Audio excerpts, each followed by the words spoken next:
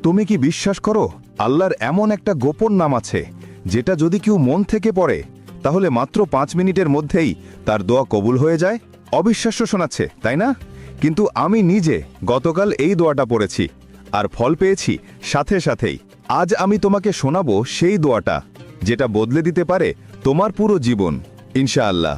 আল্লাহ আমার প্রিয় মুসলিম ভাই ও বোনেরা যদি এই ভিডিওটিতে লাইক, কমেন্ট, সাবস্ক্রাইব আর শেয়ার করে তাহলে আপনি তাদের সকল দোয়া কবুল করে দিয়েন।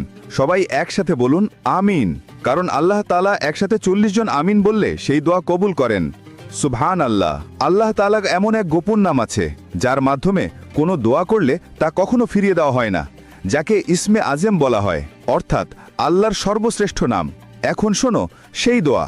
উচ্চারণ আল্লাহুম্মা ইন্নী আসআলুকা বিসমিকাল আজম। এই দোয়াটি আসরের নামাজের পর 11